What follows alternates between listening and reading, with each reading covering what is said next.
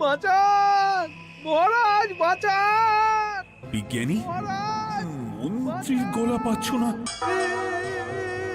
মহারাজ, আমি পাথর হয়ে আছি, আমাকে মানুষ করুন মহারাজ। তুমি তো মানুষই ছিলে, হঠাৎ করে পাথর হলি কেন? মহারাজ, গুপ্তধন পেয়েছেন? পেয়েছি, তার সাথে মন্ত্রীকেও পেয়েছি। মন্ত্রী এইখানে কোথাও পাথর হয়ে দাঁড়িয়ে আছে। দাঁড়ান মহারাজ, এবার আসছি। সাবধানে এসো। আমি ভেতরে যাচ্ছি, বুঝলে?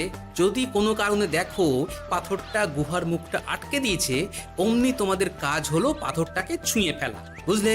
ঠিক আছে গোপাল দাদা। আমার মনে হয় বিপদ আর কিছু ঘটবে না, তবুও সাবধানের তো মার নেই।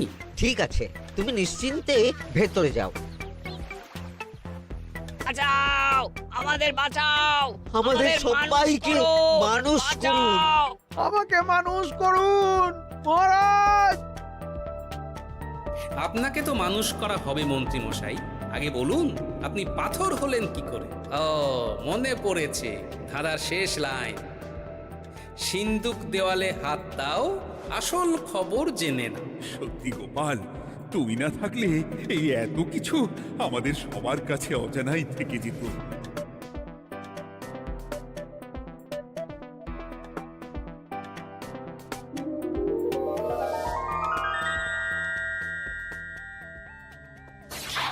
ধন্যবাদ আমাকে মুক্ত করার জন্য।